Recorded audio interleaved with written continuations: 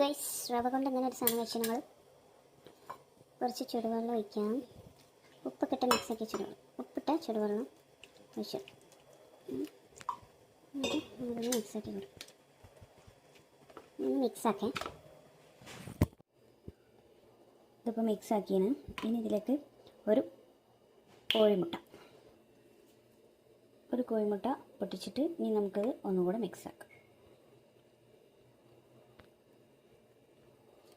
മിക്സാക്കിയതിന് ശേഷം കോഴിമുട്ട വെച്ച് മിക്സാക്കിയതിന് ശേഷം നമുക്കിനി ഒരു ഇൻഗ്രീഡിയൻ്റ് കൂടെ ചേർക്കാവേ.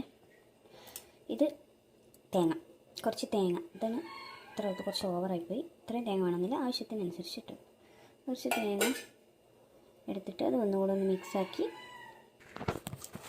കൈ കൊണ്ട് ഒന്നുകൂടി ഒന്ന് മിക്സാക്കി കൊടുക്കാം. പിന്നെ അപ്പോൾ കുറച്ച് ചൂടുവെള്ളം ഒഴിക്കുമ്പോൾ ചൂടായതുകൊണ്ടാണ് ഞാൻ സ്പൂൺ ആക്കിയത്. എന്നിട്ട് കുറച്ച് ചൂട് പോയതിന് ശേഷം നമ്മൾ കൈ കൊണ്ട് ഒന്നുകൂടെ മിക്സാക്കിയിട്ട് അതിന് ഇടയ്ക്കൊക്കെ കട്ടകളുണ്ടാവും. ആ കട്ടകളൊക്കെ ഒന്ന് പോകാൻ വേണ്ടിയിട്ടാണ്. അതേപോലെ ഒരു കട്ടയായിട്ട് കിടക്കും. അപ്പോൾ അതൊക്കെ ഒന്ന് പോകാൻ വേണ്ടി ഒന്നുകൂടെ ഒന്ന് കൈ കൊണ്ട് മിക്സാക്കി എടുക്കാം.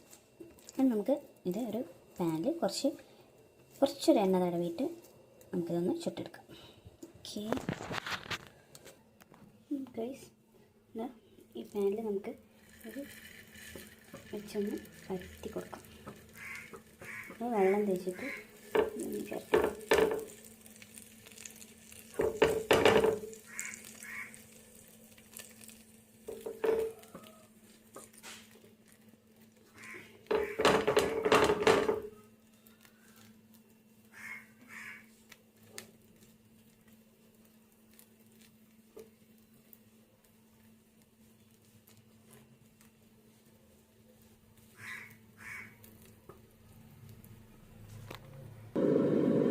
ഇതാണ് ചുട്ടെടുത്ത്.